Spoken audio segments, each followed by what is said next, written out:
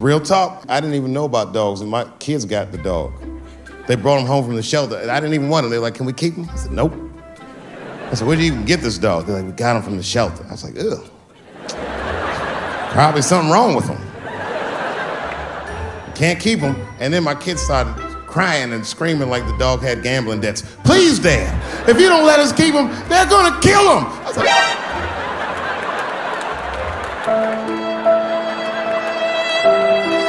all right, you can keep him. And this dog was a menace. I hated his guts. Then one night I'd smoked a bunch of weed and I was eating a sandwich and Baba came over. Baba's the dog. He came over and was staring at me. This would make you very uncomfortable if you're just looking at you usually.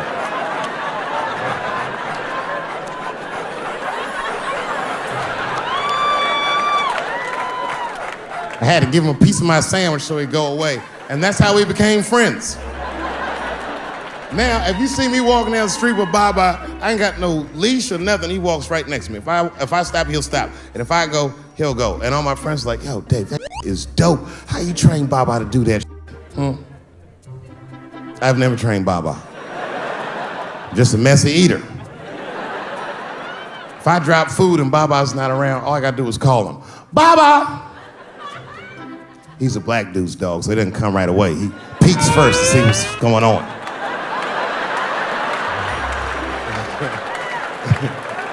I gotta tap my foot so he can see the food. Over here, little buddy. And he's like, thanks, Dave. He'll come get it and run off. But he knows all my habits. Like if he smells weed in the house, he'll be like, this motherfucker's about to eat. And he'll just come running.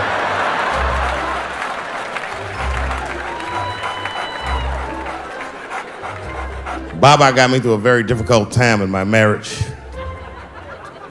We spend the most time together. Like, it's not that me and my wife don't spend time together, but we've been married so long, it's like we don't talk like, I don't know if anyone's married here, but if after 10 years, all that chatty shit goes away. You've said it all. You know what I mean? It's just, yeah, we're just in the zone. She says the same shit to me every night before she goes to bed. I'll be the last one up. She's like, I'm gonna get some sleep, Dave. Good night. All right, babe, we'll stay up and watch television. Good night. And she'll walk halfway up the steps. David? Don't eat the kids' lunch. And then she walks away.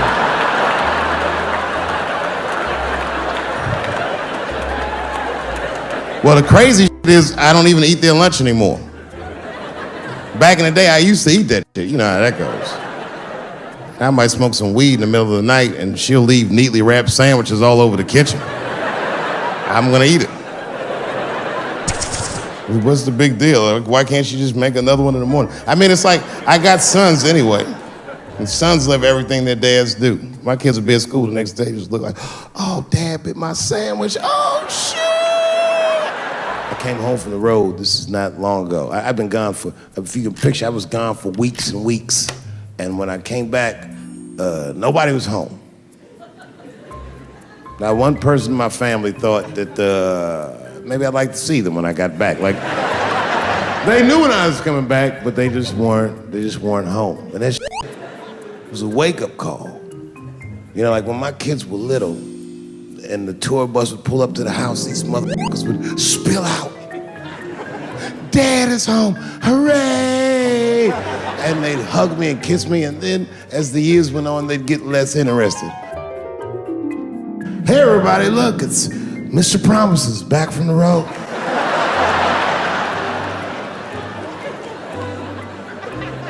But an empty house, that's some cold shit. And I went into my oldest son's room. I was like, hello, hello. He was gone. And I'd never done this to him before, but for some reason I just did it. I just looked through his shit. Just to see who this motherfucker was becoming. And I found these notebooks and I started going through the notebooks and it was all this wonderful poetry in them. Open the door, close the door, I am so confused. Written in his handwriting. I didn't even know this wrote poems. And then I looked through his drawers and I opened up his drawer and I found this rolling paper. And I looked down at them papers like, oh, that's where that poetry's coming from.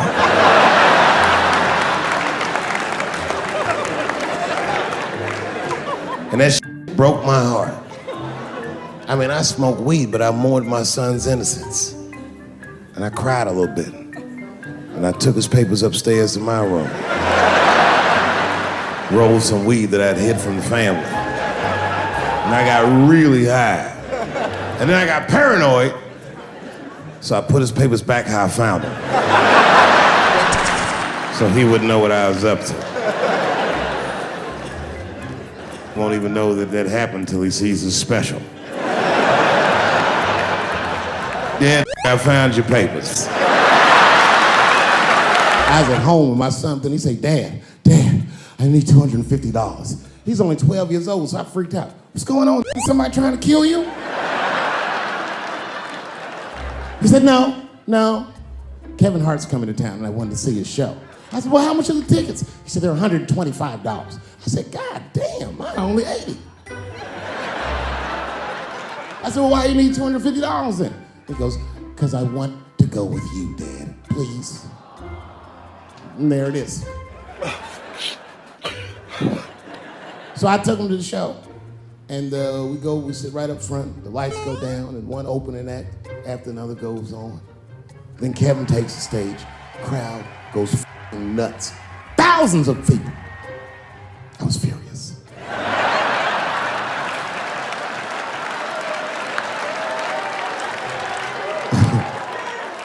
The longer the show went on, the madder I got. Because his show was f***ing outstanding. Get out the boat! It was maddening. These people were f***ing holding their stomachs. My son was slapping his knee. I'm like, oh, nigga, I do this too.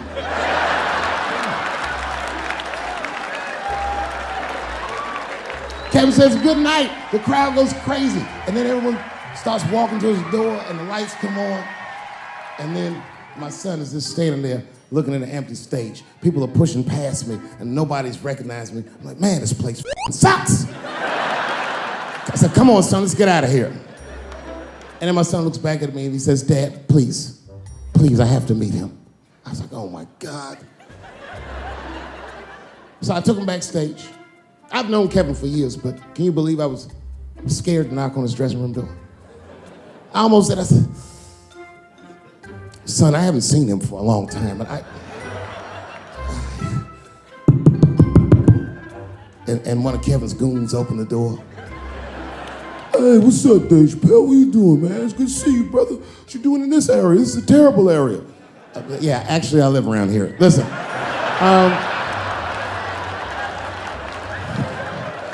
Is Kevin here? My son just wanted to meet him real quick. Well, I don't know, because Kevin's about to eat dinner. Just think Kevin came around the corner to see who it was. What? Oh, shit. What's up, Dave? Come on back. I was just about to have dinner. I don't know if you guys ate, but you're welcome to join me if you like.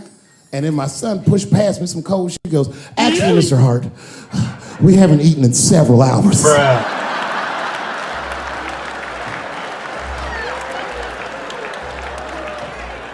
Man, Kevin took us into his back room. This guy had a fucking spread. It was Tuesday night. This motherfucker was having Sunday dinner. Steaks, chops, corn with butter all over it. My son was eating all fast, embarrassing me. I was like, slow down, son.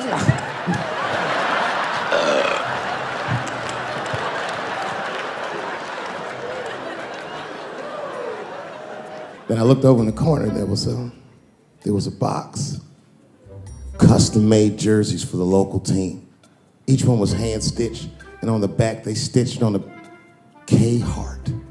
Kevin saw me staring at that box, and he went over and grabbed one of them jerseys, and he walked right to my son. He said, hey, little man, I want you to have this. And my son was like, thanks, Mr. Hart. This is when I got mad. He goes, if your father ever makes you mad, put that on. And he walked out.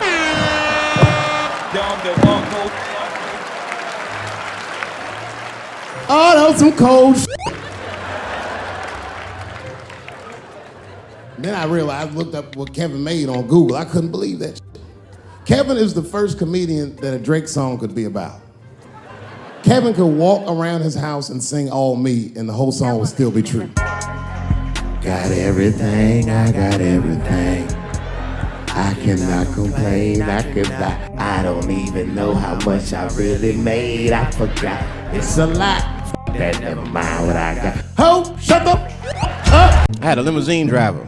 It was after a show, it was late at night, it was like 3 in the morning. I had a limousine driver, he was a nice guy, talking to me and shit. Oh, hey, where you from, dog? DC? Word? That's a rough city, man. And his cell phone started ringing. Hold on 1 second. Hello? Oh, what's up, nigga? What? What the fuck? Slow down. What? What the fuck? No! No! No! Fuck that, nigga. Fuck it. I'm on my way.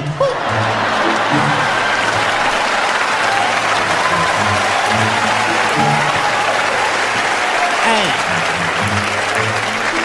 I gotta make a stop real quick.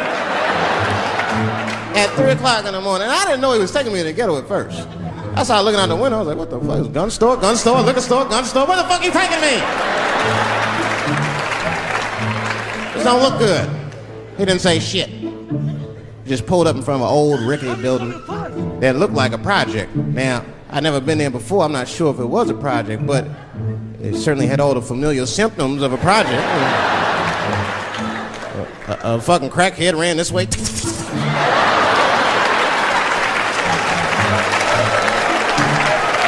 And then another one jumped out of a tree and shit. The driver said, I'll be right back. And left me. Took the keys with him and just left me. At 3 o'clock in the morning, in front of a project, in a fucking limousine. This was not good.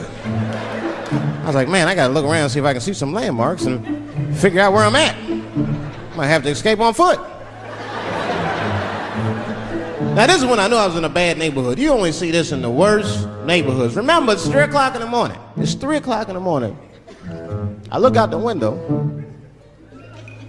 It was a fucking baby standing on a corner. Look at this. And the baby didn't even look scared. He was just standing there. What the fuck?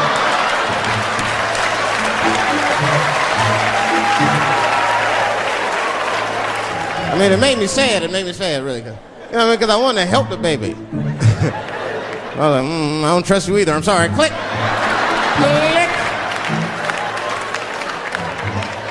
The old baby on the corner trick, eh? I'm not gonna fall for that shit. Where's this limousine driver? You know, I start feeling bad. As time goes by, I start feeling worse. Like, man, what is wrong with me? What the hell's wrong? I'm scared of a baby. And this baby could be in trouble. He might need my help. I gotta do something. But I wasn't gonna get out the car. I'm serious, man. I just cracked the window a little bit. Hey, baby. Baby, go home, man. It's 3 o'clock in the morning. What the fuck are you doing up? The baby said, I'm selling weed, nigga. I said, oh, shit.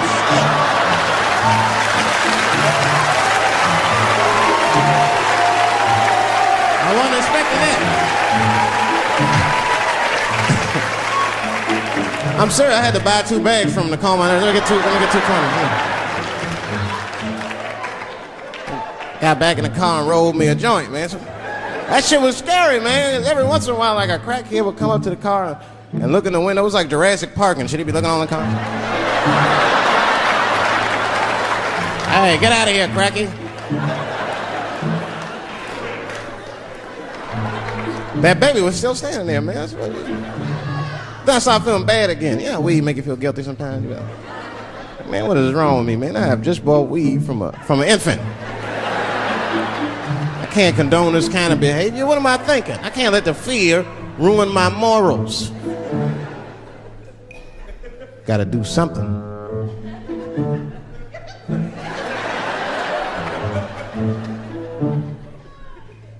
Hey, baby. Stop selling weed, all right? You got your whole life ahead of you. He said, fuck you, nigga, I got kids to feed. I said, God damn.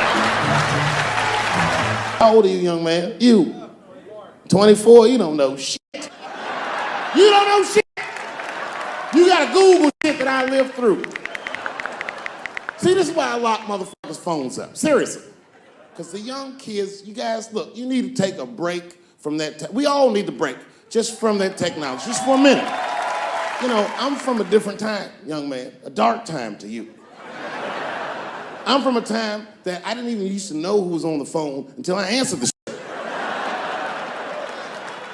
I remember I was 12 years old, and the teacher wheeled a television set into the classroom. And she turned it on to one of 3 channels.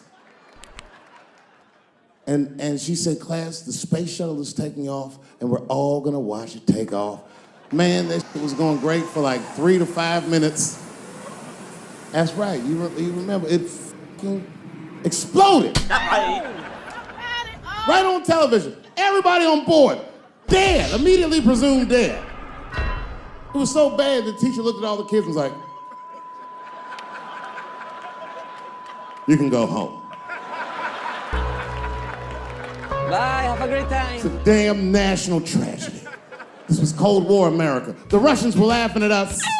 My point is, for y'all your age wouldn't even know the pain because in your generation, it's like the space shuttle blows up every fucking day. This is the age of spin. The age where nobody knows what the fuck they're even looking at. Hello. Did you know that Planned Parenthood was for abortions? It's for people that don't plan things out at all. That's right. So a guy your age doesn't really know how he feels. Are you pro-choice? Are you anti-consequences? What does it all really mean? I am so confused. It's easier not to care for you. But for us, we were trained to care. We were raised that way. I used to watch a fucking cartoon when I was growing up called the Care Bears.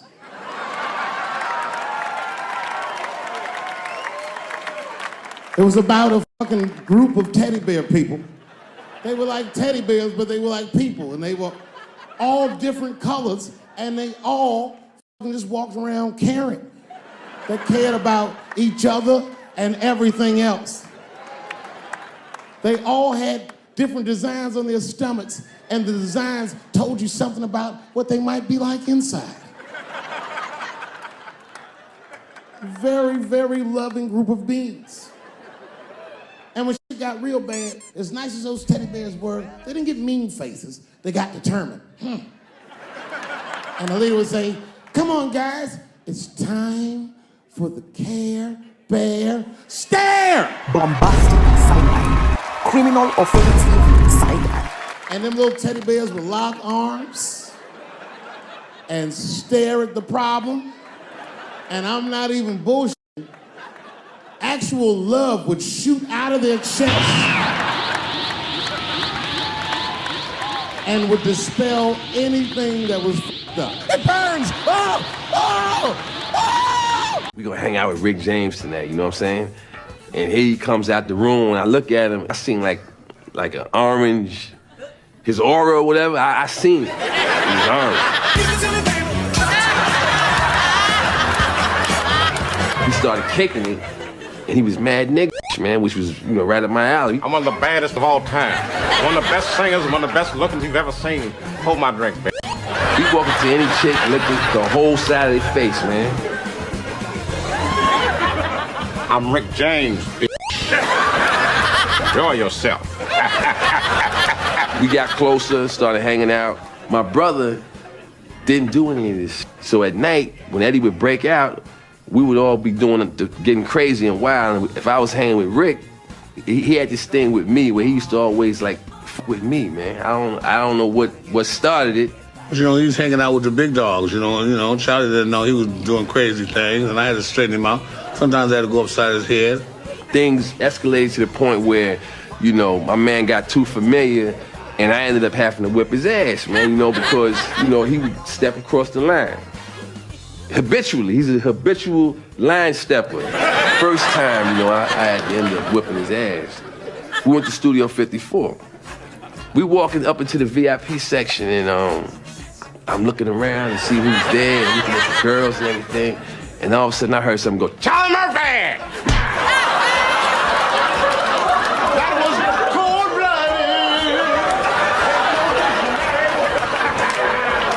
cold-blooded. He had this ring on. commemorate this song he had put out called Unity. And this was imprinted in that black head of his for at least a week. Eddie and everybody else thought that was the funniest shit. And so that threw me in a weird space, because I'm like, yeah, this is Rick James. He's a star. I'm Rick James, baby. This is a celebration, baby. Maybe I'm overreacting. I actually went there like, maybe I shouldn't do nothing, but my ghetto side was going, yo, stomp this motherfucker out right here. Some wine and I'm just getting started. He totally just wrote me off, like, you know what I'm saying? What, you gonna smack me back? I'm Rick James, he's Charlie Murphy. I waited, because I knew what hotel he was staying in.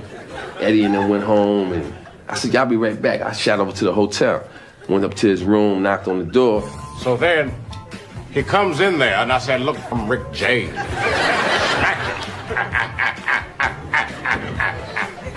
Oh, Charlie Murphy! He had his hand cocked to throw another right hand. When he's coming for, I just came. Bow! Caught him with the front. Him Charlie like he gave me some kind of Bruce Lee cross kick or something. I kicked the shit out of him, man. Wind is knocked out of him. And then he screams out, Security! The one in the front, he had crooked eyes. His one eye was looking at me, and the other one was looking at Rick. And Rick had edged over by the window. Now, darkness, the tables are turned. Do with him whatever you like. Motherfucker, take one more step. I'm kicking this out the motherfucking window. Come in, freeze! You know you was wrong for what you did to me earlier. Look what you did to my face. I'm sorry, Charlie Murphy. It was an accident. I was having too much fun. I'll offer you a truce. Yo, man, my forehead is bumping, man. Now that you mention it, I think I'm bleeding inside my chest. But I got the medicine. Bitch, come over here and have sex with Charlie Murphy. I'm Rick James, bitch. That was how that particular incident ended, but it wasn't the last time I had to whip his ass, whip his ass. Don't you think Charlie's a little old to be taking karate? You probably taking it with the little kids. Yeah, Charlie whipped my ass in his dreams. I told you, Charlie had delusions of grandeur in his head. I'm telling you what's happening. I don't know if you ever saw on TMZ the big headline, Dave Chappelle drunk on stage in Detroit. Well, if you saw it, I wasn't drunk. I had smoked some reefer with some rappers. Yeah. I don't know if you know anything about hanging out with rappers, but their weed is very strong. Stronger than what I was accustomed to. The article goes on to say I was booed off stage, which is also incorrect. I was booed. I did not leave. It was a long bump. 2 puffs of weed, that's all it was. 2 puffs. I never had that happen. When I take 2 puffs of weed, I looked at the guy next to me, I was like, I'm gonna bomb, I can feel it. And that guy called my name, Dave Chappelle. He was like, you know, normally when you do a comedy show, you guys don't know what it looks like up here, but he's looking up at you like. That's how the show started. Didn't take long for the faces to switch up, like, what the f? I'm sorry, looking amongst themselves. So I knew I wasn't doing good. I don't remember what I was saying. Help me! It just took one person to break the ice. It's a black lady with a Ford Motor shirt on. She stood up suddenly. You, Dave Chappelle. I said, excuse me? She said, I worked all week for this shit, and this show sucks. And in a weird act of racial harmony, a conservative white guy stood up and backed her up. Yeah! The whole crowd band together and started chanting, we want our money back. We want our money back. I said, oh, shit. I snapped out of it. Good people of Detroit, hear me. Hear me now. You will never get your fucking money back. Got him! Got him! I said, I'm like Evel Knievel. I get paid for the attempt. I didn't promise this shit would be good. Boo, they said, you. This went on for a long time. And then after the show, I felt so bad, I took half of the money from the show, thousands of dollars. I said, I'm gonna give this to charity. And you know what I did? I bought $25,000 worth of bubble gum and drove around Detroit and handed it out to the homeless so they could chew it and still be hungry.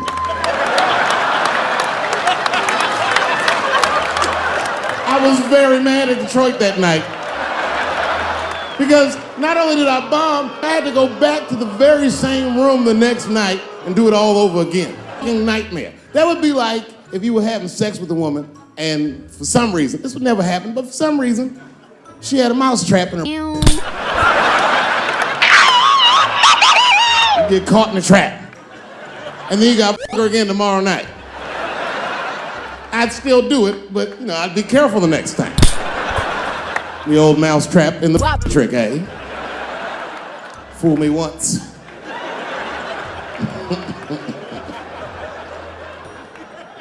And I wanted to give up sometimes. I almost did give up, but then right before I gave up, I decided not to. But I made the call. They answered the phone. Hello? Dancing with the Stars. I said, not yet. Not yet. Oh, if you see me on that shit, it's over. Trust me. My spirit is broken. If you see me waiting for them judges.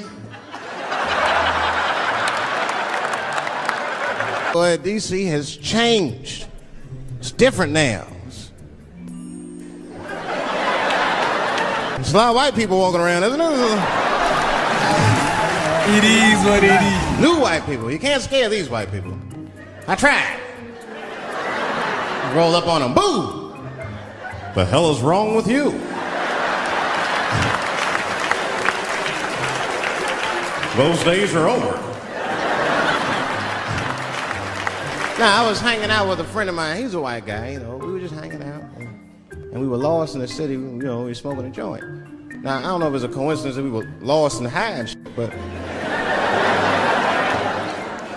my white buddy, he was smoking a joint.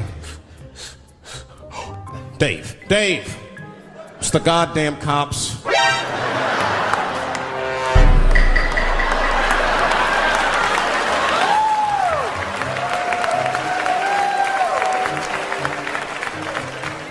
I'm gonna ask him for directions. Oh, hell no! I said, Chip, no! Chip, don't do it! It was too late. He was walking over there, this man was high as shit. Excuse me, sir. Touching him and excuse me. Need some information. Start confessing things he shouldn't confess. I'm a little high. All I wanna know, which way is 3rd Street? The cop was like, hey, take it easy. You're on 3rd Street. You better be careful. Go ahead, move it. Move it. And that's all that happened. That's the end of the story. Now, I know that's not amazing to some of you, but you ask one of these black fellas, that is f***ing incredible, isn't it? I'm saying a black man would never dream of talking to the police high. That's a waste of weed.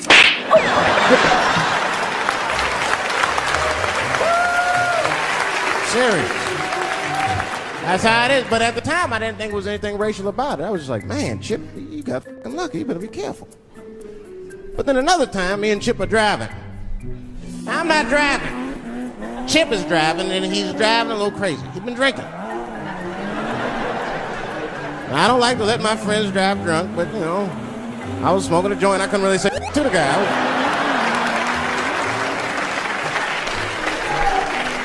Then we get at a red light. We stop at a red light. And a car pulls up next to us. And I'll never forget it. Chippy looks at me, he's all drunk, and she's like, Dave, I'm gonna race him.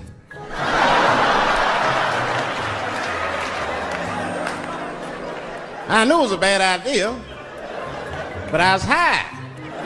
I tried to explain to him it was a bad idea, but all that came out was, well, sometimes you gotta race, I don't know.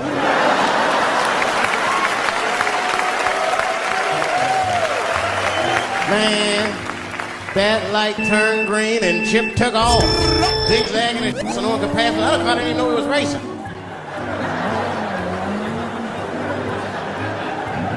Then the police seen us and pulled us over. I mean, come on, the car smells like weed. I've been speeding, this man is been drunk. I was scared. Chip was not scared at all. It was weird, he didn't even turn his radio down. Isn't that weird a little bit? I mean, if you get pulled over, wouldn't you turn your radio down? Nobody want to get their ass beat to a soundtrack and You know what I'm saying? Chip had the music blasting. We're not gonna take it.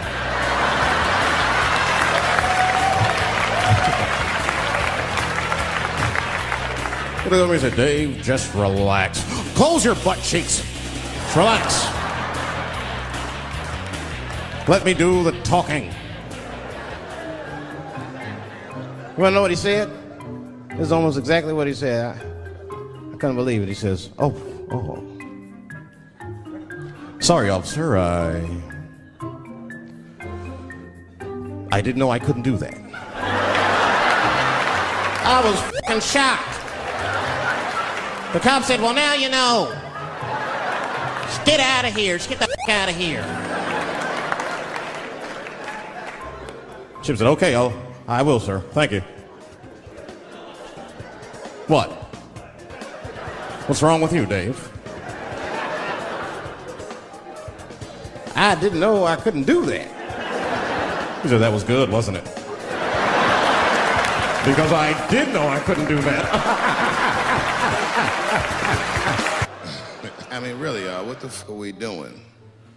I can't live in this new world you're proposing. And meanwhile, while we're worrying about all this other shit, look at what's happening. They just killed another 12 people in a mass shooting in Virginia Beach. This is happening every week. It happens so much, I don't care anymore. I came home early from the road. I had a $12,000 suit on, because life's been going good. And I got home early, and dinner was cooking. You ever come home when dinner's cooking? Doesn't that smell good? And my son saw me, and he was like, Dad's home. And he got up from the table and ran over to give me a hug, but he had chicken grease all over his face. So I stepped on him like, yo, my man. Wash these threads, son. This is an expensive suit. I don't want you to get the chicken grease all over me. And he was like, what the chicken grease? Dad, this is duck.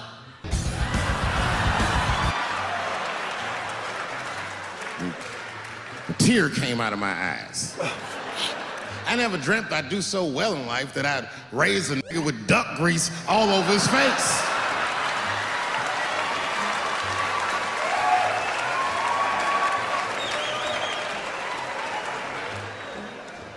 And we sat down, we just talked about everything. I was telling my wife about how my shows were going, and I told her my trans jokes, and she was like, oh, I hate that joke. And you know why she hates the joke? Because she's Asian. Hey, everybody, I'm Chinese! That's racist! What? This is how I feel inside. But you know what I mean? I don't make that face at the house unless we're really fighting.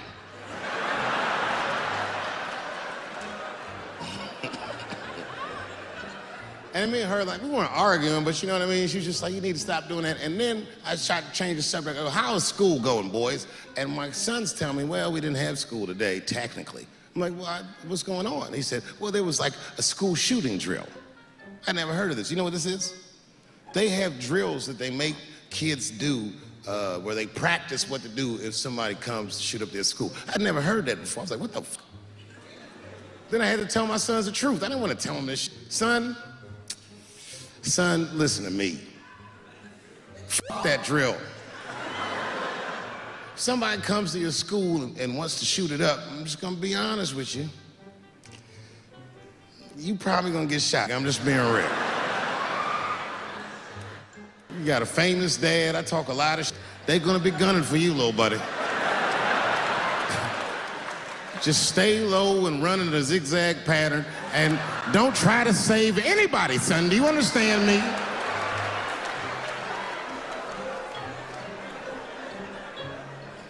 Why would you have kids rehearse for something they have no control over? All you're doing is training these kids to worry. It's the stupidest drill I've ever heard of. And while you're in there training them during these drills, well, aren't you training the shooter too? This nigga's in here listening and learning like the other kids. Sit in the back. Where are we supposed to meet?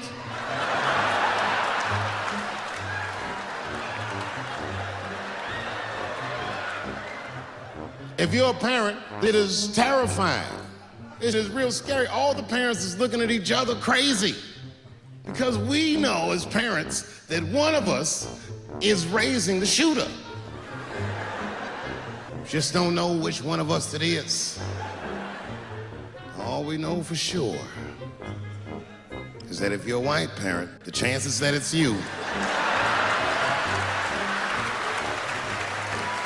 exponentially higher than the rest of us. And shooting up school is a white kid's game. Crazy, you know, I hated school too. It never occurred to me. Kill everybody in school? It's fucking crazy. Just do what I did. Try some things. Have you skipped school? Just skip school. Take a walk and meet some other kids. Try drugs. Have you tried drugs? I'm like...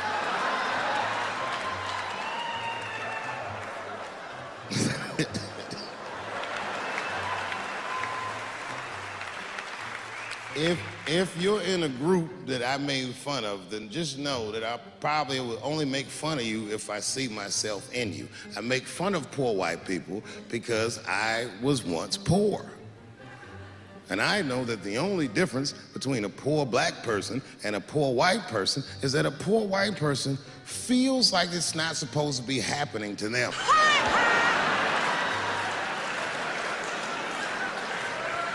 Everything else is the same. I know what it's like to have a cold house. I wasn't allowed to touch the thermostat growing up without asking my father. And it would be freezing in the house. I'd be like, Dad, please, can I please just turn the heat up to like, I don't know, 32? It's really cold.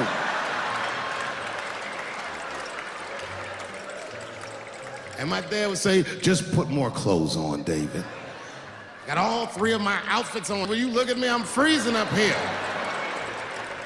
And he said, just don't think about how cold you are, David. And I said this, I didn't say it to him, but I said it in front of him so he could hear it. I said, I fucking hate being poor. And my dad got really upset. He didn't scream or holler, that wasn't his way. He just threw his newspaper on the floor and he said, David, David, David, you are not poor. He said, poor is a mentality. He said it's a mentality that very few people ever recover from. Don't you forget it, son. You are broke.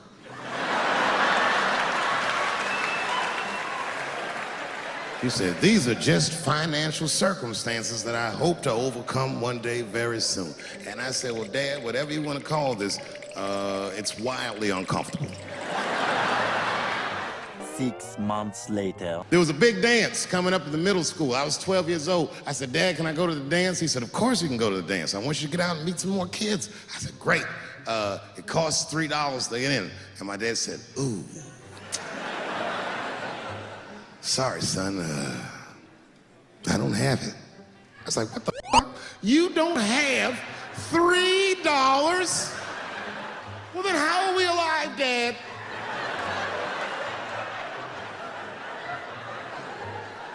Wish I found some way out of this hell. I'd do anything to not be poor. I will show Michael Jackson my anus if I get a chance. I just gotta get out of this hell.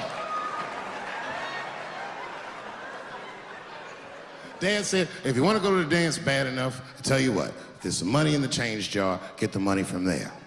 I was 12 years old, that's what I did. I showed up to the dance early. There's a long line of kids waiting behind me while I'm at the door trying to count out 300 pennies to get inside. I will never forget this shit as long as I can live. Oh man, you know, if you've been poor, you know what that feels like. You ashamed all the time. Feels like it's your fault. And all them kids was laughing, ha, ha, ha. Look how poor Dave Chappelle is. Like when I think back at it, that's really the only time in my life that I ever thought to myself, I should kill everybody at school. Like I was saying, my guess is the G's are driving that car. That makes sense to me, because there's white men in the G's. And these people are trying to get around discrimination and oppression. And you know how white dudes are. We know these roads. In fact, we built these roads. So the G's are just driving the car. Of course, next to the G's in the passenger seat is the L's. Everybody likes the L's, except for the G's. I don't know what that's about. I just know the G's don't like them that much. And the G's always say like little subliminal digs on them. It's unnecessary shit. It's not mean, but you know what I mean? They just be like, I wouldn't wear that. And the only thing that breaks the tension between the L's and the G's are the B's in the back seat. That's right, there you go. Everybody scream out when you hear your letter.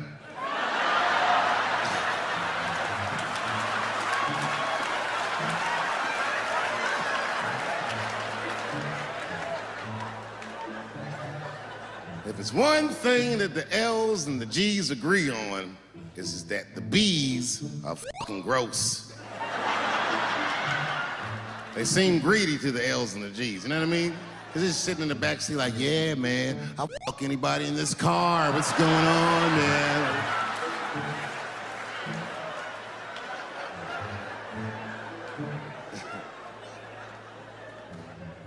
And sitting next to the B's, all the way in the back seat by themselves, looking out the window. That's the T's. Everybody in the car respects the T's, but everyone also resents the T's. It's not the T's' fault, but everyone in the car just feels like the T's are making the trip take longer.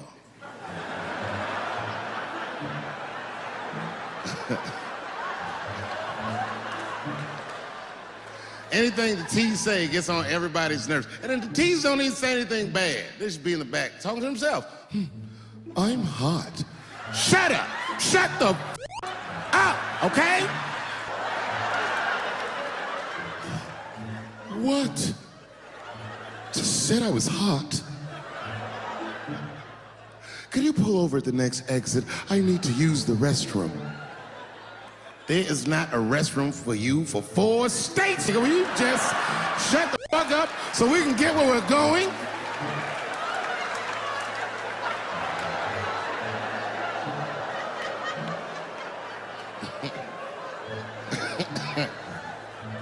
And just when that car can't get any more tense, the Q's are a hitchhiker that they pick up on the road.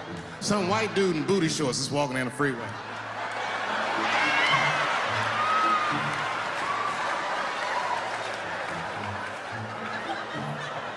G's see him. That guy might be one of us. Hey, are you okay? You need some help?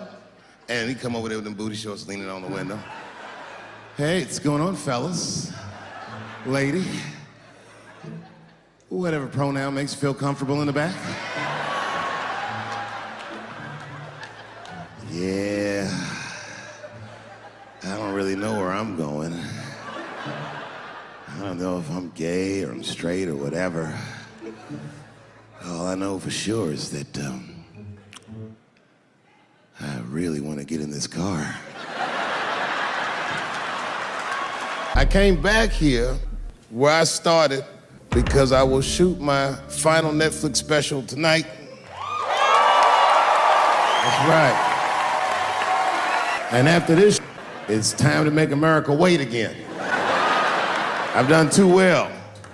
You know, if you black in show business and do too well, it's scary. Like, you gotta get the fuck out of the casino while the getting's good, while you're still winning. If you don't walk away from the table, that's how niggas get Kevin Harted. You already know. That's my man. I'm just saying, if he got a sex tape out, well, it's just a matter of time for me. But you know why I be thinking sometimes I want to stop doing comedy? And you know, I don't want to sound like a braggart saying this, but the real reason I want to stop is because I'm too damn good at it. I'm dope, nigga. No, I'm not even I'm not even exaggerating. It's not exciting. Every night before I come out on stage, I'll be backstage like, I'm sure this is gonna go well. And it always does. I'm so good at writing jokes, and this is not even an exaggeration. I actually write jokes backwards. I will write a punchline with no particular setup in mind. I'll just put it on a scrap of paper, and I'll throw that scrap of paper in my fishbowl. I have a fishbowl in my house filled with random punchlines. And every once in a while, I'll shake the bowl, and I'll dig in there and just pull one out and see if I can make that shit work. And I picked one for this special. It's not an easy punchline to pull off. Are you ready? Yeah. Here it goes. The punchline is, so I kicked her in the...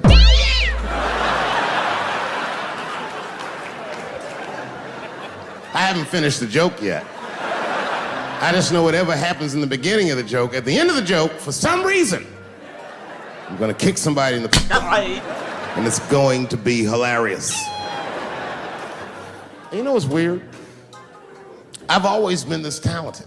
I can't remember a time when I wasn't.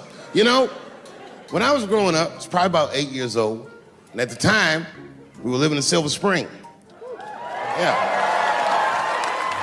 Yes. Common misconception about me in D.C. A lot of people think I'm from the hood. That's not true. But I never bothered to correct anybody because I wanted the streets to embrace me. As a matter of fact, I kept it up as a ruse. Like sometimes I'll hang out with rappers like Nas and them, and these motherfuckers will start talking about the projects. Yo, it was wild in the PJs, yo. And I'll be like, word, nigga, word. But I don't know. I have no idea. My parents did just well enough so that I could grow up poor around white people.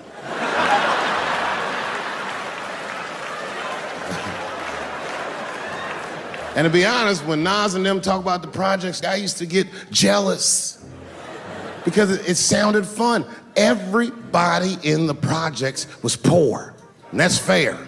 But if you were poor in Silver Spring, it felt like it was only happening to you. Nas does not know the pain of that first sleepover at a white friend's house. And you come back home on Sunday and just look at your parents like, y'all need to step your game up. Everything in Timmy's house works. Remember the first time you saw that? In the cold winter, and you'd be at a white friend's house and see the motherfuckers in their living room without their coats on?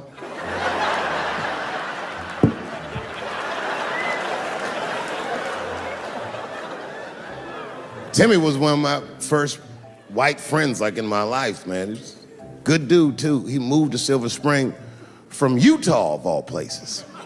I guess his family was affiliated with that Mormon church they got down there, and me and him used to hang out.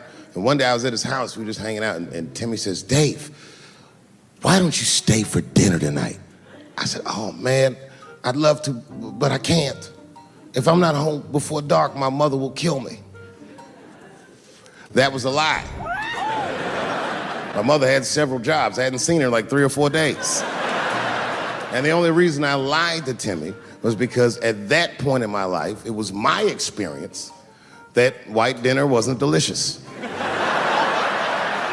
gonna slide down easy if it ain't cheesy. I'd rather go home and fry some bologna or something like that. But then old Timmy threw me a curveball I wasn't expecting. He said, oh, it's too bad you can't stay, Dave, because Mom made stovetop stuffing. I said, what the f***? Stovetop? Well, hold on. Let me make some phone calls real quick. I had seen that commercial so many times, I had dreamt of getting my hands on some of that stovetop stuffing. And finally, I met a motherfucker that actually had a box of stovetop in the house. I couldn't miss this opportunity, so I pretended to call my mother. And then I came back and I said, Timmy, you're not gonna believe this great news. Mom said I can stay. And he said, fantastic. He said, why don't you come with me and we'll help set the table and then we can say the blessing. I had no interest in setting this motherfucker's table or saying these crazy ass Mormon prayers. I just wanted that damn stuffing. So I told Timmy, I said, you know what, I'd love to help, but let me go wash my hands first. My plan was simple. Wash my hands slowly, and by the time I'm done, the table will be set, the blessing will be said, and all that there will be left to do is eat. Went to the bathroom. I washed my hands very slowly. I must have been in there for about 10 minutes. And suddenly, one of his mothers came to the door.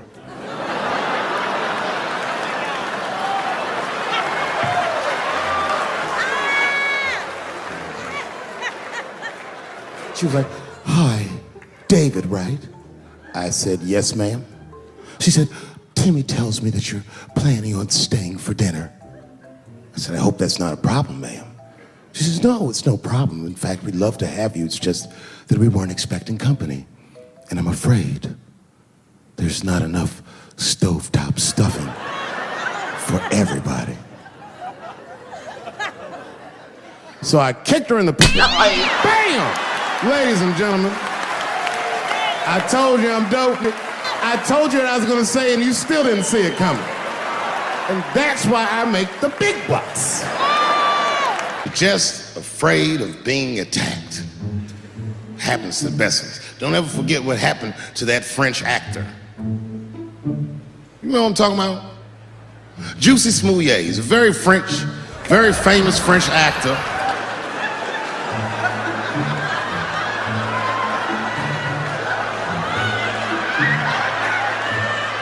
Y'all never heard of Jussie Smollett? Jussie Smollett is an actor from France. And he became famous on a show called Empire. One night, he was in Chicago late at night and was the victim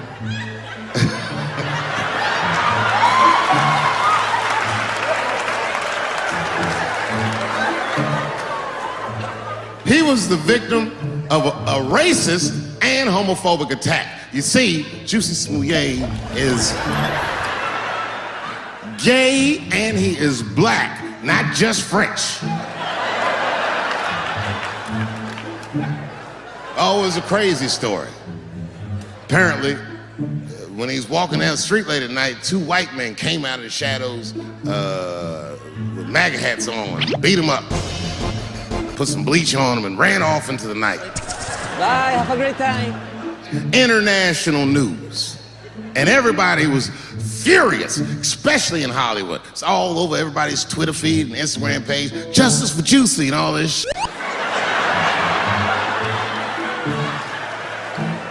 The whole country was up in arms. It was talking about it all the time on the news. And for some reason, African Americans, we were like oddly quiet. We were so quiet about this shit that the gay community started accusing African American community of being homophobic for not supporting him. What they didn't understand is that we were supporting him with our silence. Because we understood that this nigga was clearly lying.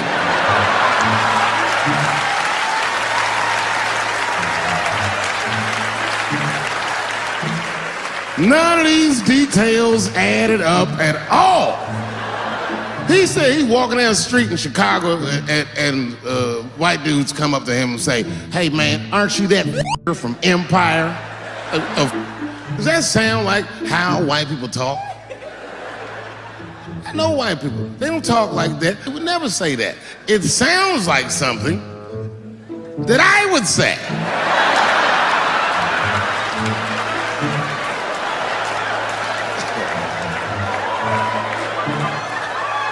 If you're racist and homophobic, you're not even gonna know who this nigga is. You can't watch Empire. You you imagine if you was a police veteran taking this kid's police report? Okay, Mr. Smollett, please tell me what happened. All right, 2 a.m. You left the house at 2 a.m. It's minus 16 degrees. All right. You were walking. All right. And where were you going?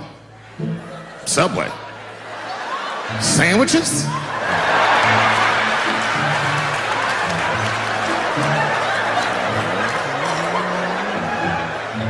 That's when the men approached you? Did you see them? Do you have any? Okay, what they have on? MAGA hats! MAGA hats on in Chicago? Excuse me one second, Mr. Smollett. Frank, come here for a second. Find out where Kanye West was last night. Give this guy a hug right here.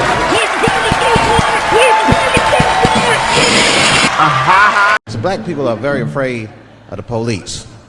That is a big part of our culture. No matter how rich you are, how old you are, we got every reason to be afraid of them. You know what I mean? Like, you a white lady, ever been pulled over before? You know, and what they say, let me see your driver's license and your registration, right? See, I'm just guessing. That's not what they say to us. You wouldn't believe what they say to us. Spread your cheeks and lift your sack. Like, what the? Excuse me? You heard me. Spread open your cheeks and lift your sack. I got a driver's license, too. There's easier ways to prove who I am. What does that prove? I can't go to the bank like that. Cash my check. What do you mean you don't have any ID? Wait a minute.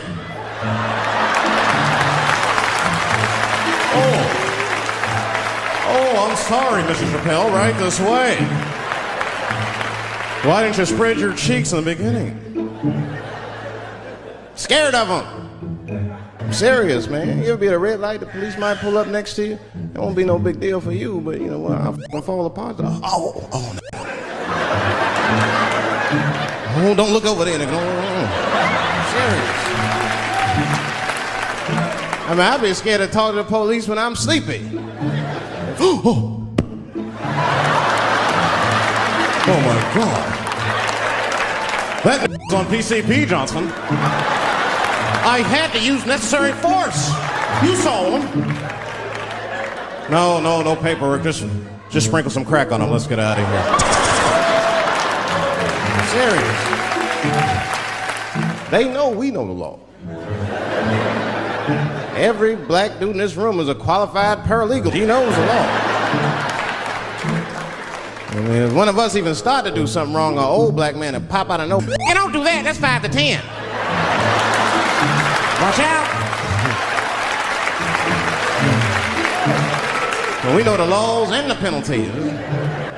I'm not saying I don't like police. I'm not saying that. I'm saying I'm just scared of them. Nothing wrong with that. Sometimes we want to call them too.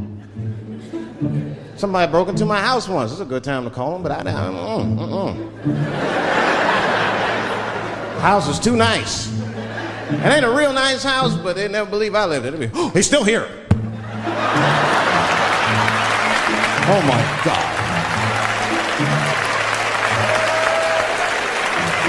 Open and shut case, Johnson. I saw this once before when I was a rookie. Apparently this broke in and hung up pictures of his family everywhere. Well, let's sprinkle some crack on him and get out of here.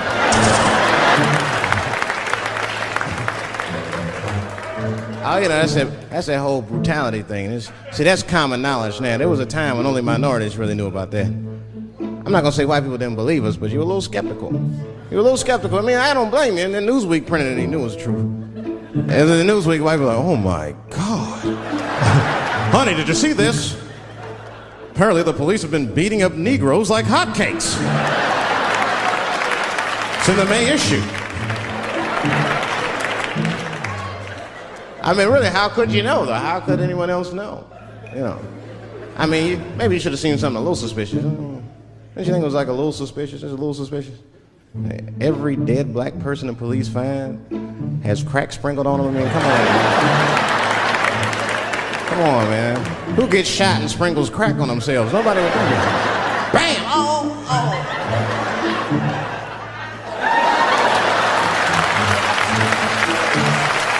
I don't want to leave no mysteries. But I'm a paranoid guy, you know, that's how I am. I'd be scared to call 911 for anything, even if it's like a fire or anything. Because they tape those phone calls. I see the shows, they tape them, and then they play them on television. That's f***ed up. Now, I'll say anything if I'm scared. That is private, you know what I mean? What if I get killed? They start playing that 911 tape on the news, I'm dead, I can't explain myself to my buddies. We watching the news. We have Reg Chapman on the scene. Reg, what's going on out there? That always takes a guy on the scene a minute. Hi, Bob. Hi, yes, we just got hold of a copy of Dave Chappelle's Frantic. 911 emergency call. Remember, viewers, some of this language is disturbing.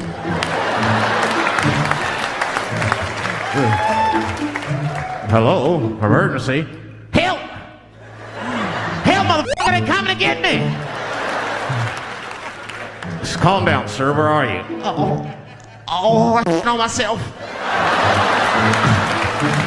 I can't stop crying. They play that 30, 40 times a day. All my buddies will be at my funeral looking at me. You know, Dave on himself right before. I saw it on the news. Died crying like a bitch. I'm dead, I can't defend myself. That's not a nice thing to do. That's not a nice thing to do. I mean, it's a 911 tape. How they expect you to sound? Of course you're gonna be scared. It's an emergency. There's nobody calls 911 cool and relaxed. That would sound ridiculous. Hello, emergency. Hi. Hey, 911, how are you? Yeah. Look, there's a group of hooded white men gathering outside of my house. And it looks like they mean business. Get out here, nigger! I gotta go. Stop worshiping celebrities so much. Just don't listen, don't pay attention. I remember right around September 11th, Ja Rule was on MTV. That's what they said. We got Ja Rule on the phone. Let's see what Ja's thoughts are on this tragedy. Who gives a f what Ja Rule thinks at a time like this? This is ridiculous. I don't want to dance, I'm scared to death. I want some answers that Ja Rule might not have right now. I think when bad shit happens to me, I'll be in the crib like, oh my God, this is terrible. Could somebody please find Ja Rule, get hold of this motherfucker so I can make sense of all this. Where is Ja? Guide me, Ja Rule. I don't even know why people listen to me. I'll say anything. I've done commercials for Coke and Pepsi. I don't give a what comes out of my mouth. I just say what it takes. Whatever it takes, that's what I'm saying. If you want to know the truth, can't even taste the difference. Surprise! All I know was Pepsi paid me most recently, so tastes better. It's pretty much how the game goes. Society's changing rapidly. Can't smoke indoors. What the f was that all about? I got kicked out of titty bar for smoking. No, that shit was ridiculous. The stripper did it. The stripper came up like, your smoking is a health risk for me. I don't want to work in this kind of environment. Okay. Bitch, you have your gonorrhea infested in my face. You started it.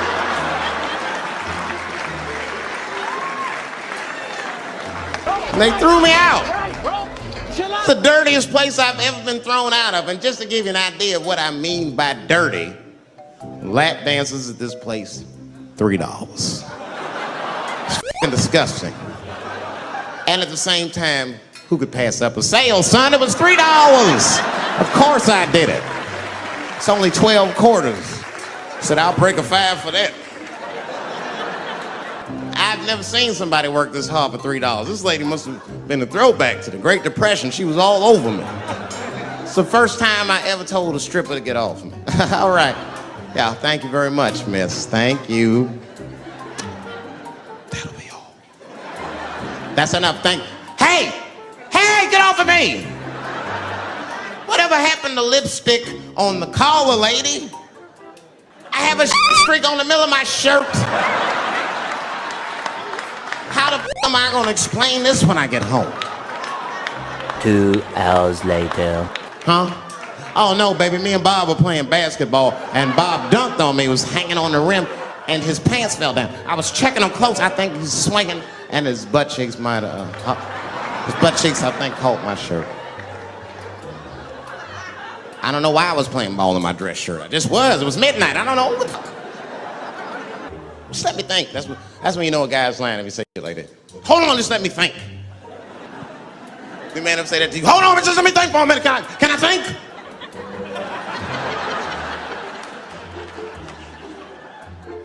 I seen one crackhead trying to break into somebody's car, man, and it struck a chord with me. I tried to stop him. I said, hey! And he looked back and saw me and said, oh, keep an eye out. I said, that was me that said that. I'm trying to help you. I want this to stop. Crackheads are like that. I had a crackhead break my car window one time. Broke it! You know what he stole? Some candy bar I had lying on the seat. That's all he took. It's a goddamn candy bar. I was so mad. I drove around the neighborhood for 5 hours looking for a crackhead with chocolate on his face. I did that. I finally found when I grabbed that motherfucker. I said, hey man, what's all this chocolate on your face? He looked confused. Chocolate? This is doo-doo, baby. I said, ah! Oh, man. This place is insane. People only see the surface. They see the division in our foods. Just because I eat chicken and watermelon. They think that that's something wrong with me. Let me tell you something. If you don't like chicken or watermelon, something is wrong with you, motherfucker. There's something wrong with you. Where are all these people that don't like chicken and watermelon? I'm sick of hearing about how bad it is. It's great. The only reason these things are even an issue is because nobody knows what white people eat. You've been very good at keeping that shit a secret amongst yourselves. I study white people. Follow you around grocery stores. They freak out. I just try to peek in the cart. They always say, get away from my cart. What are you looking at? Chicken and giblets are over there. You must be lost. These are vegetables.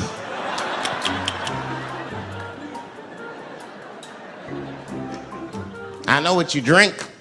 See how quiet I got? Grape juice. Surprise, motherfuckers, you didn't know I knew about grape juice, did you? Oh, don't play dumb with me. Looking at what is it? A lot of black people don't have the privilege of knowing about grape juice because they have Grape Drink. It's not the same formula that you get. Ain't no vitamins in that. You might have one of your black friends over. Todd, would you care for a glass of grape juice? What? Yeah, what the f is juice? I want some Grape Drink, baby.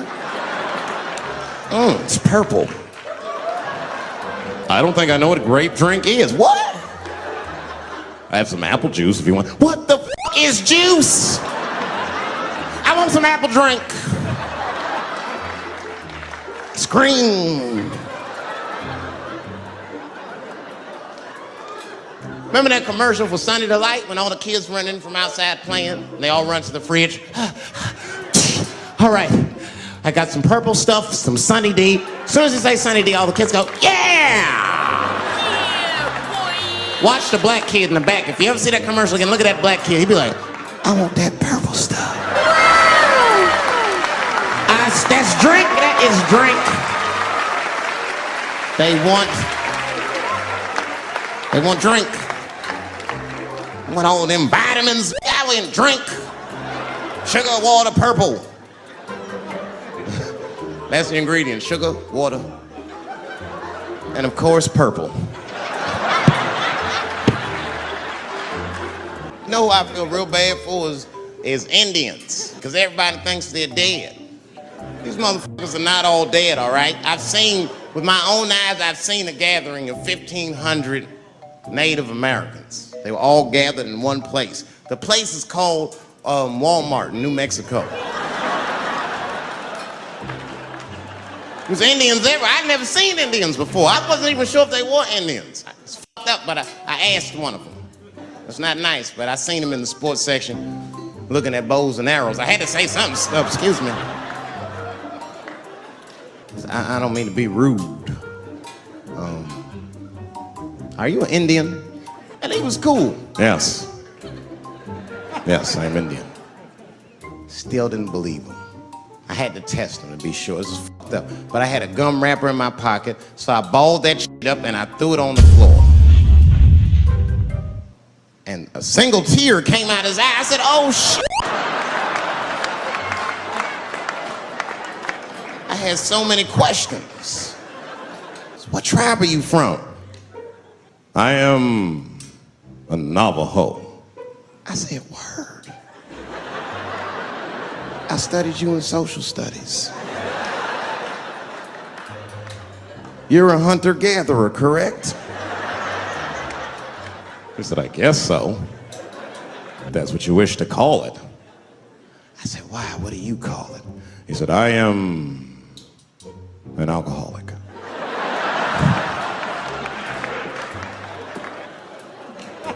I said, well, what's your name, dog? He said, please. Dog is my cousin. That was a good guess. My name is Running Coyote. What is your name, friend? And that shit caught me off guard. I mean, I didn't want to say my name was Dave to a motherfucker named Running Coyote. This don't feel good enough. He just put me on the spot. I said, huh? My name, what? Oh, my name's Blackfeet. Then I changed the subject. Forget about me. What's going on with you? I want to meet your chief. Why don't me, you, and your chief and your friends get together tonight? We could have a real live peace pipe smoking ritual. We need to celebrate. I thought you were dead. And he set it up. It was beautiful. It was just like I dreamed. We was all sitting around. Them Indians was beating the drum. Some other Indians came out the back with a long blanket that was folded in half and put in front of us. Opened that shit up, and on the blanket was a long wooden pipe with feathers. And bags of weed were all over the blanket. Chief walked over.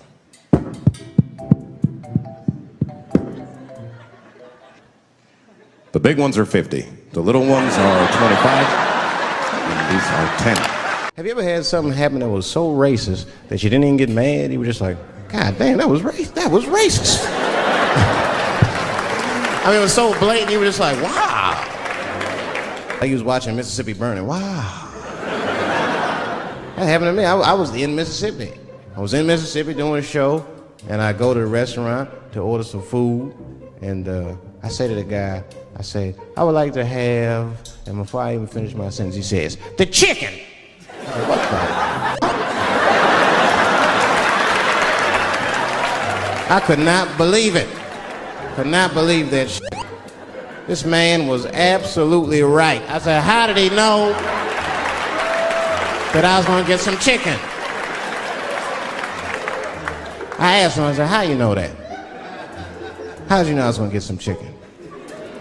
He looked at me like I was crazy. Come on, buddy. Come on, buddy. Now, everybody knew as soon as you walked through the goddamn door, you're gonna get some chicken.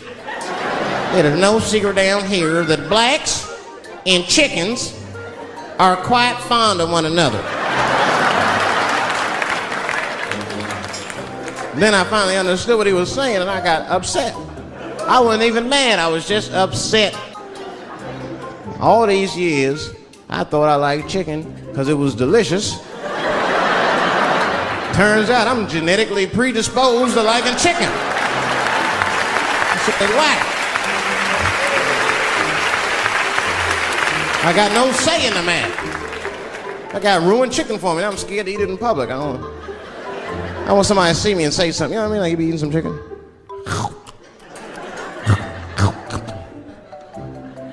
Look at him. He loves it. Just like it said in the encyclopedia. Look how happy he looks.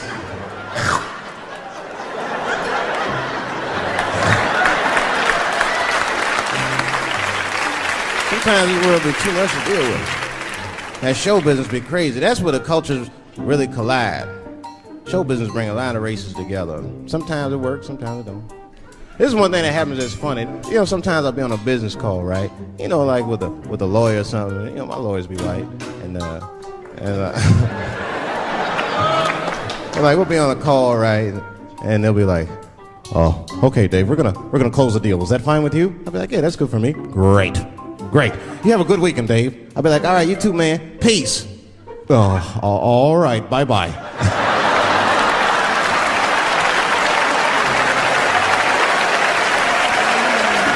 I don't know what to say, right? So sometimes I'll make up shit that's not even slang, just to see how they handle it. It'll be the same business call. All right, we're gonna close the deal. Is that fine with you, Dave? Yeah, sounds good to me. Great. You have a good weekend, Dave. All right, buddy. Zip it up and zip it out. Oh. All right. Zippity-doo-dah. Bye-bye.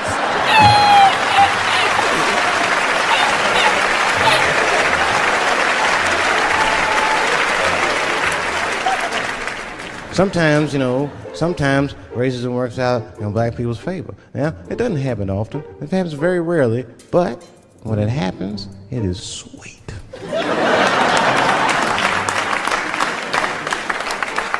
I'm serious. Just one time racism saved my life, man. I was on a plane. I was coming from overseas. And I don't know how this guy got a machine gun on the plane, but he stood up, man. He said, "Everybody, get on the fucking ground. Nobody look at my face." I started freaking out. Because he was Chinese. I was like, why is he talking like that?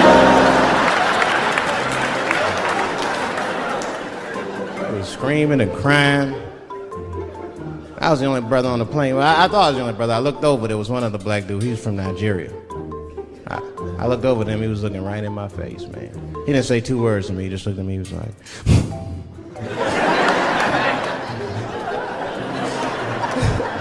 He didn't need to talk. I knew just what he was talking about. I looked right back at him. I was like...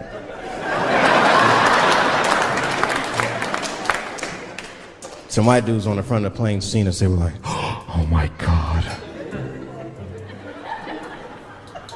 I think those black guys are going to try to save us."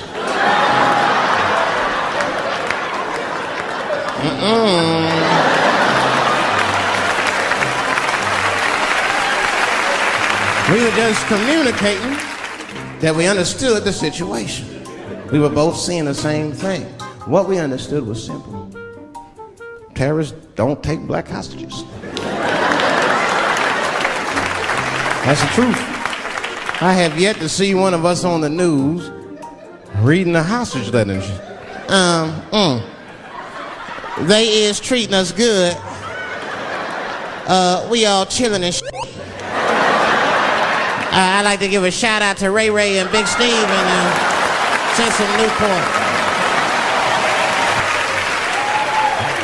You're not gonna see it.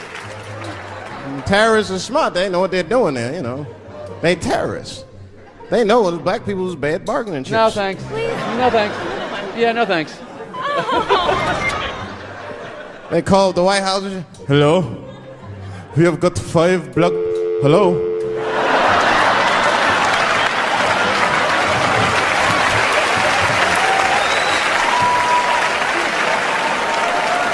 And one last thing, baby. That chicken was dry. Real dry.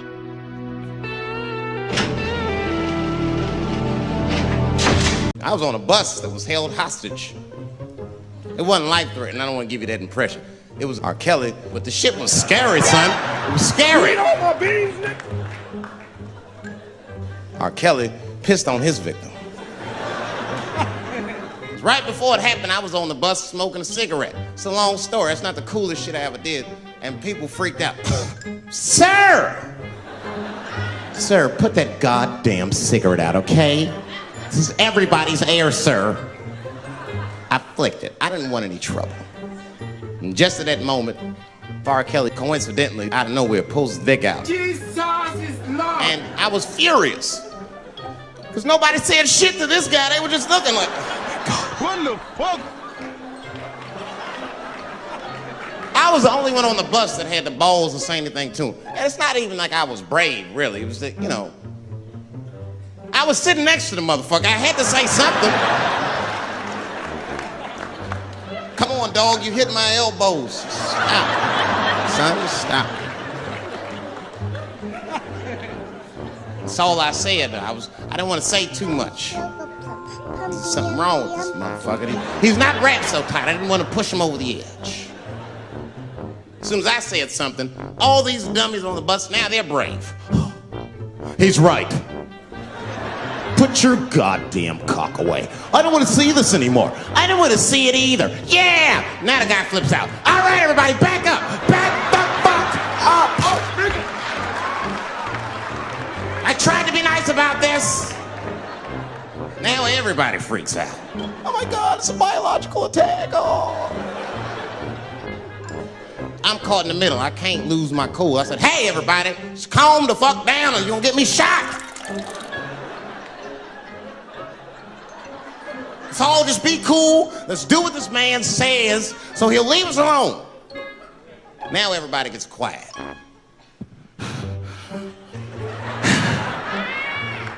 That's better. That is better. And then he started walking up and down the aisles, just terrorizing us.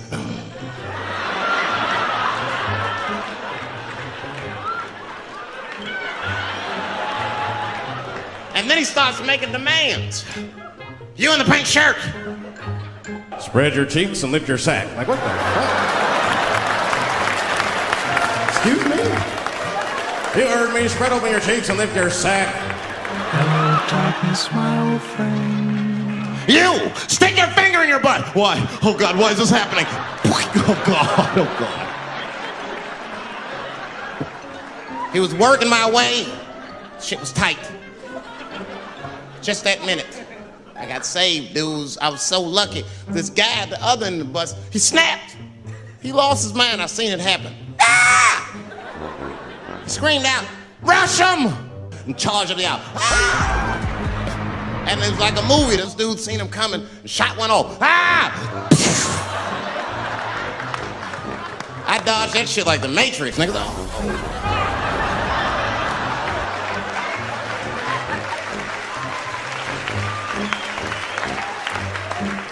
The guy behind me wasn't so lucky, y'all. No!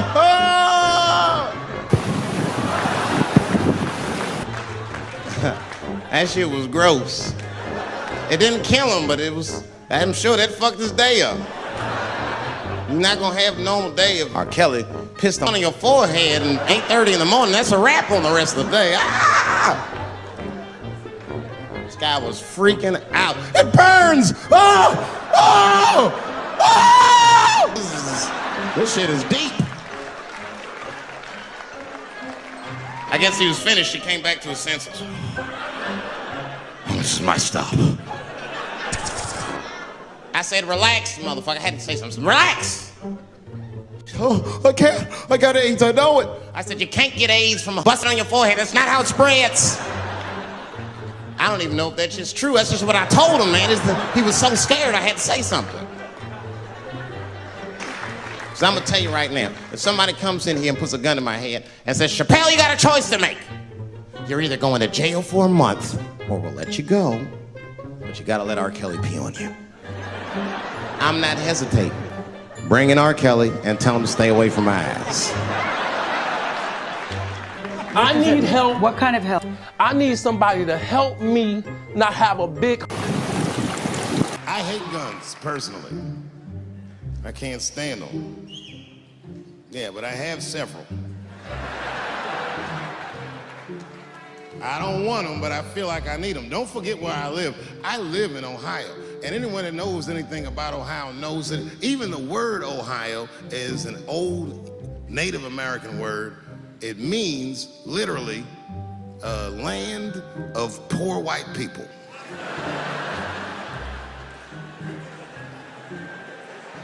I didn't even know what I was looking at first. I was just driving like, why are all these white people so sleepy out here? These things.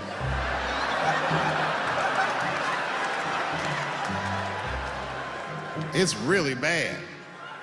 As a matter of fact, I was coming out of a nightclub the other night in Dayton, and I'd parked my car in the alley, and no one was out there. I didn't have no bodyguards or nothing. I was home. I figured everything was fine. And as soon as I opened my car door, all by myself, suddenly one of these heroin-addicted whites just pops out of a trash can. It scared the shit out of me. I screamed, "Ah!" And then I realized it was a woman. She was up. She said, hey man, relax, okay? I'm sick, all right? I need some drugs, man. Please, I'll suck your dick for $5, man. I was like, ugh.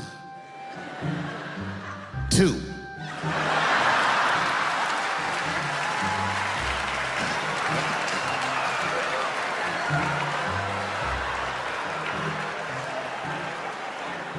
Be that as it may, I'm armed to the teeth.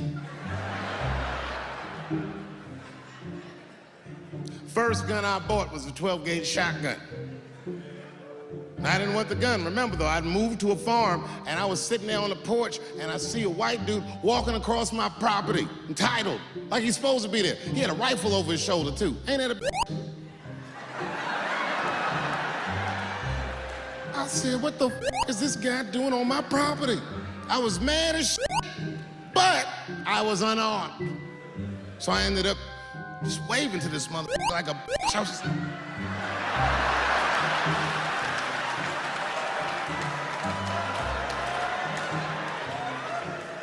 And as soon as he got far enough away, I ran to my car and sped to Kmart. This is in a rural white area. And remember, I was nervous because a guy was on my property, I'm black, and I was sweaty. You know what I mean? And I ran to the gun counter, black and sweaty, sweating and black, and I looked up at the guy, I was like, I looked like a slave or something. I said, I need a gun immediately, like that. Just like that. The guy didn't ask no questions. He just grabbed a 12-gauge shotgun, handed it to me. I'd never even held a gun before. I'm not a dummy. I'm like, well, I need some bullets too. And the guy reached under the counter, put 2 box of shells on the counter. He said, all right, buddy, which box do you want? I didn't know.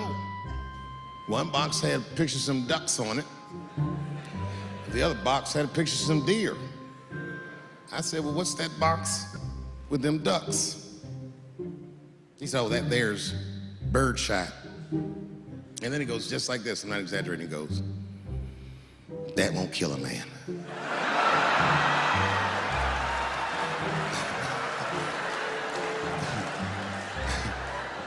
He said, it'll just pepper him up nicely. I said, what the pepper? You know what it means to pepper a motherfucker up?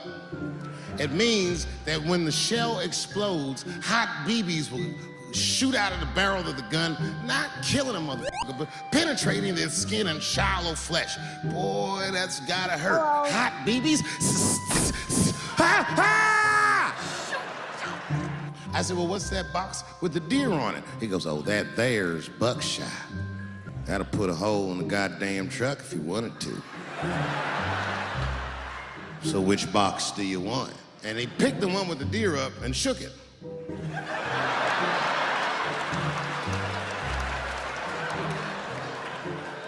I thought he was trying to trick me. I was like, do you have a box with a picture of a white dude trespassing on it? Because it's exactly the strength I'm looking for. But I didn't know that if you're defending your home with a shotgun, the formula dictates that you're supposed to buy both boxes. This was not a formula that I was familiar with. It goes like this. The 6 shots in a 12-gauge shotgun, so when you load the gun, you load it like this. First shot, Birdshot. Next shot, Buckshot. Birdshot, and then after that, gun's Jamaican. Buckshot, Buckshot, Buckshot.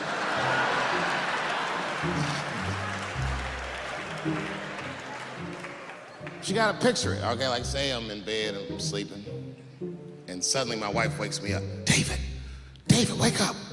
And I'm like, oh, look who's come around. And I pull my dick over the top of my pajamas.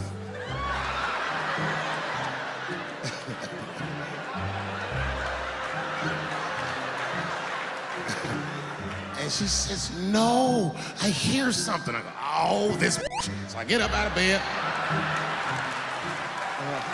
grab the gun. I say, wait here, baby, I'll go check it out. Just lock the door behind me.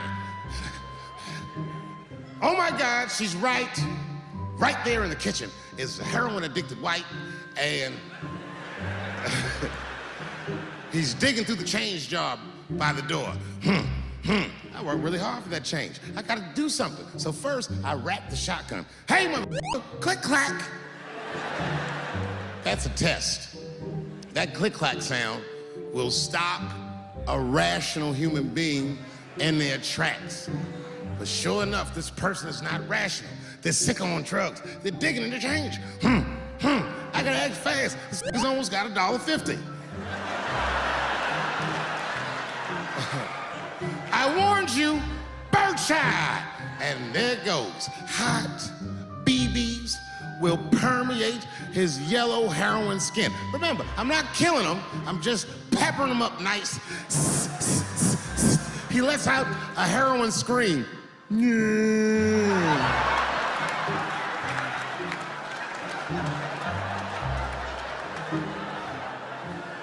And that should be the end of it. But, uh-oh, I miscalculated. While he's on the ground screaming, I noticed that his teeth are horribly miscolored. That's not heroin at all, is it? That's crystal meth. He pops right back up unscathed. Roar! Time for the heavy stuff. Clack, clack, Buckshot! And then if he got a friend with him, I got one more Birdshot left. And I repeat the cycle. After that, it's slugs for everybody. And I'll be in a kitchen full of dying heroin addicts, saying stupid heroin last words. You shot me, bro. It hurts, man. It hurt. The last words are always the dumbest words. Like, why is your dick out? The Studio 54 thing, you know, that blew over. You know what I'm saying? And but then, you know, here we go again. Cocaine's a hell of a drug. Rick is encouraging me. You know, he shows up at my brother's house, f***ed up. Nice place, n***. So he had these dirty cowboy boots on. Pushed us out of the way, barged in the house. My brother had these brand new couches. They were suede, right? And he gets on the couch and says, "Why don't I stretch out?" and just started grinding mud all into the couch, man. Yeah, I remember grinding my feet in Eddie's couch. You remember why you did it? Because Eddie could buy another one. Your couch. Buy another one, you rich motherfucker. Your couch now. Your couch. Darknesses. Because of my complexion, he used to call me Darkness. He calls me and my brother Darkness. He calls us Darkness Brothers. See, this is long before Wesley Snipes. Back then, we was the blackest on the planet, according to Rick Ross. Eddie's both of his brother Darkness.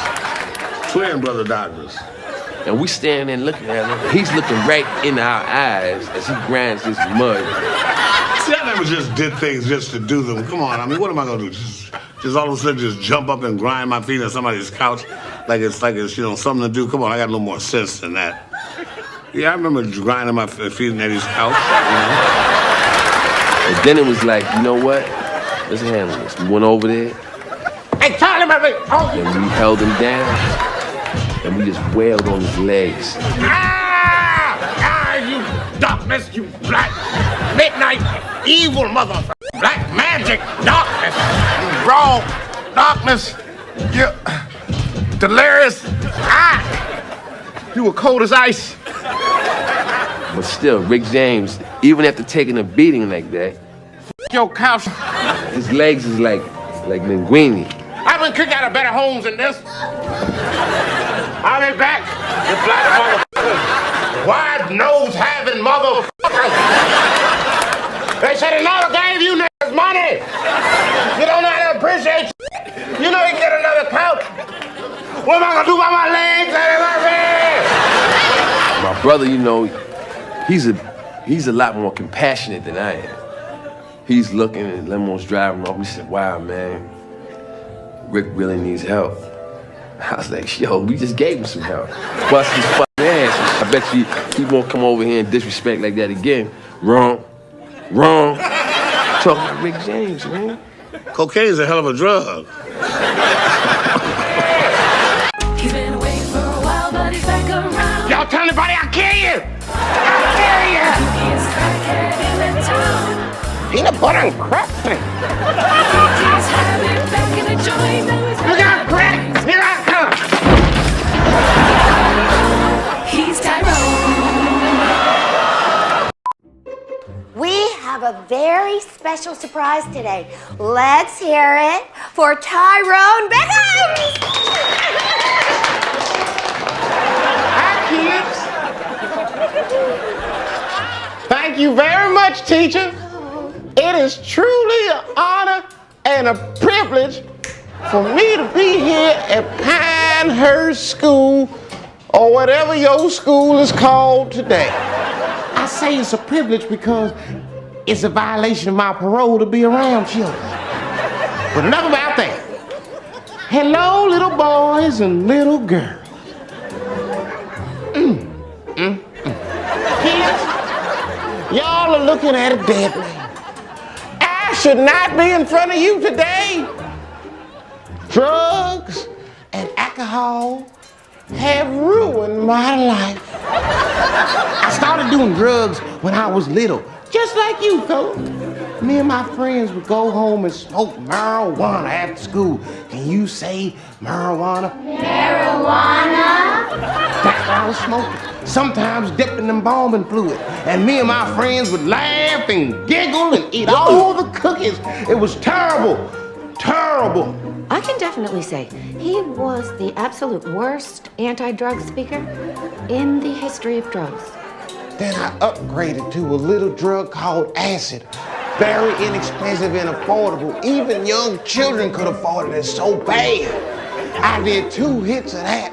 And Bugs Bunny and Scooby-Doo and all my favorite cartoon heroes came to my room and ate cookies with me, the same songs for 16 hours. God damn! Talking about, oh Lord, don't beat up your room. And Mickey Mouse was doing the bass line like this. And then he basically told them where and how to buy the stuff. We all know we can sneak into our mama's room when she's sleeping and take $5, $10, maybe $20 out of her purse, run on down to 3rd Street, catch the D bus downtown, and meet a Latin American fellow named Martinez. We know that. And we know that Martinez stuff is the bomb. Kids, drugs is all around you. You with them magic markers, what you think they is? Some kind of crayon? No, take that cap off and sniff it, and you'll be high. And these little ones are 10 and 11 years old. You know what dog food tastes like, do you? It tastes just like it smells. Delicious. I'm gonna show you how I go to the bathroom.